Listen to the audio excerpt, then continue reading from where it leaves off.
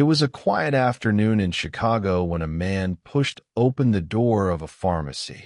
From the outside, he looked calm, but if you watched closely, you could see his nervous eyes moving quickly around the store. He didn't stop to look at the shelves or other customers. Instead, he went straight to the counter. In his hand, he held a small box. It was a box of birth control pills.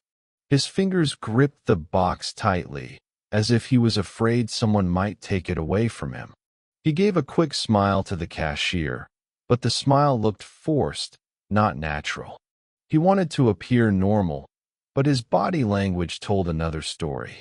The cashier scanned the product. "That will be $22, she said politely.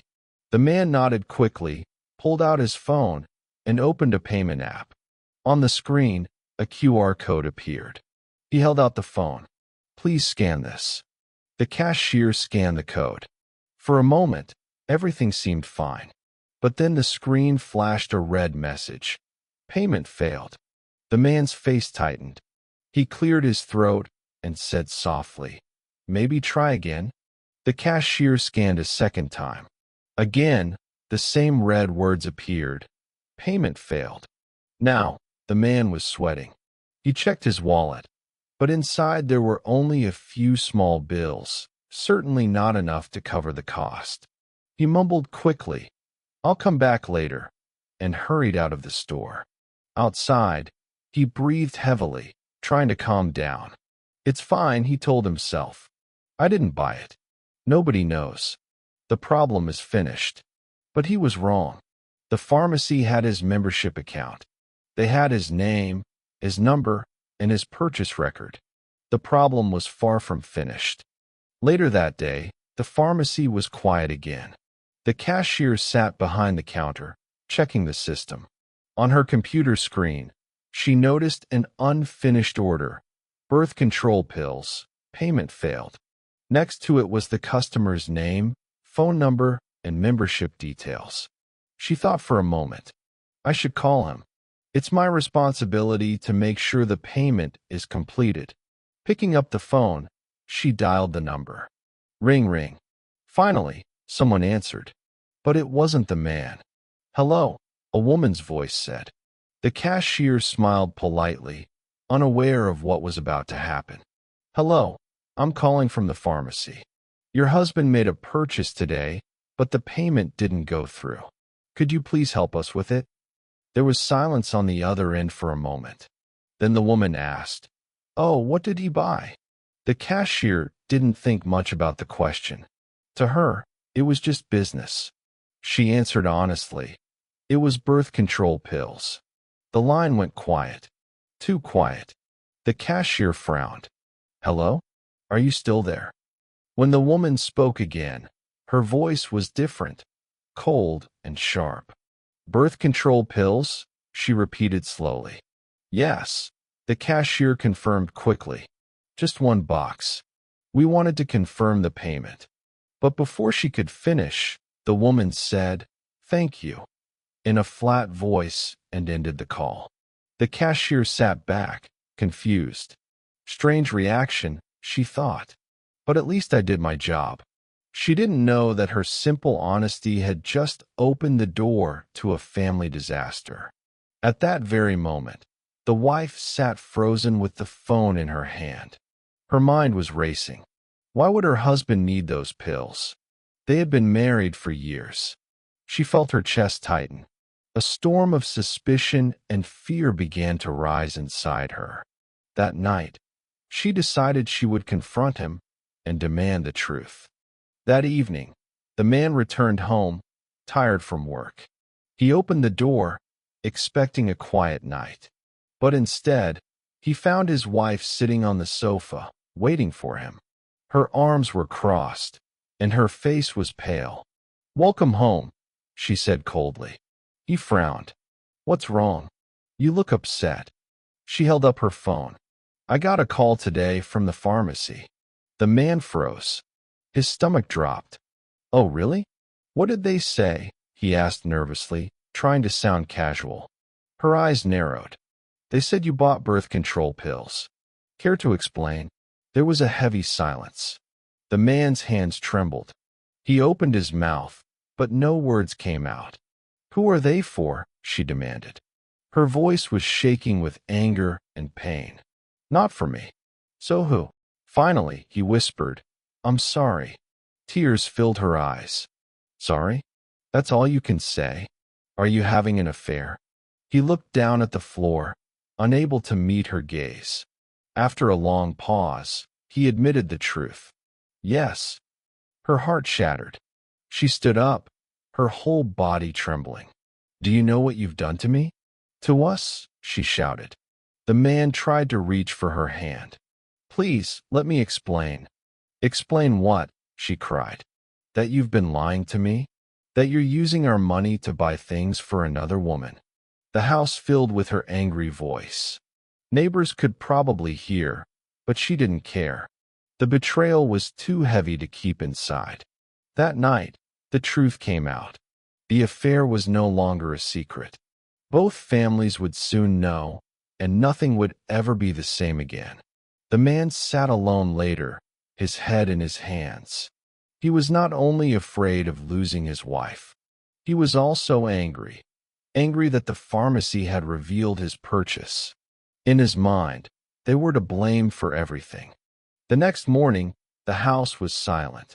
His wife barely spoke to him. When she did, her words were sharp and cold.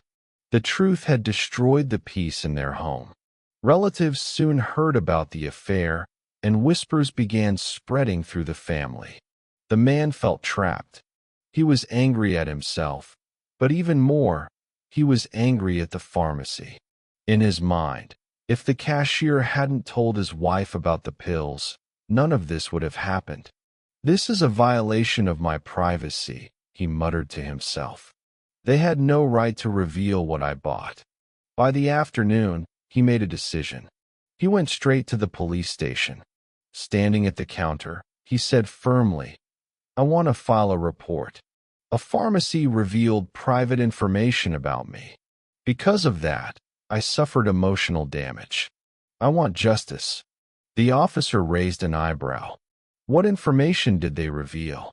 The man hesitated for a second, then replied, They told my wife about a product I purchased, something very private.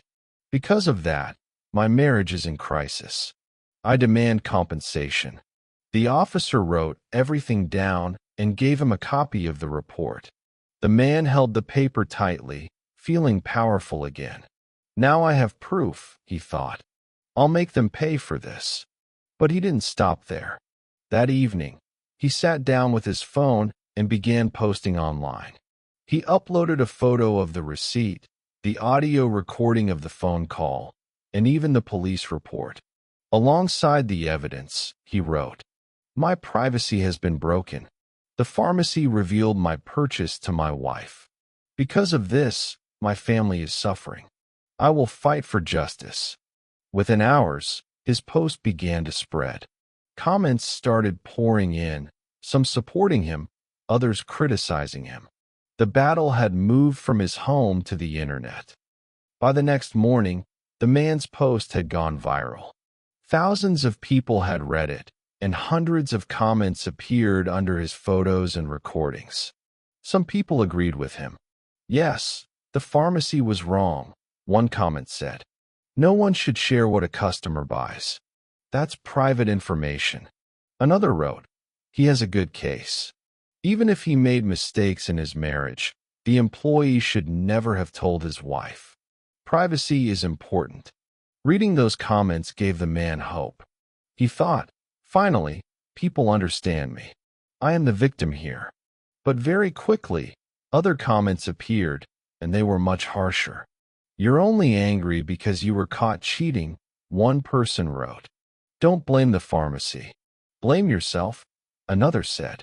One cruel comment read, Maybe instead of buying pills, you should have bought honesty. The man's face turned red as he scrolled. He slammed his fist on the table. They don't get it. They don't understand, he shouted to himself. To fight back, he recorded a video. In it, he looked straight at the camera and said, This is not just about me. This is about justice. If a pharmacy can reveal my private information, they can reveal yours too. Today it's me, tomorrow it could be you. We must stop this violation of privacy." He posted the video online with the caption, "Stand with me. Protect privacy." The video spread quickly, but so did the criticism. People shared it, some agreeing, many mocking him.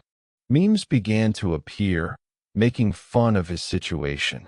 At home, his wife watched quietly. She said nothing, but her silence was heavier than words. The man kept fighting online, but inside his house, the war was already lost. For a few days, the man continued his online battle. Every morning, he woke up, checked his phone, and posted again. He shared more screenshots, more angry words, and more videos demanding justice. He believed if he kept talking, more people would support him. But something unexpected happened.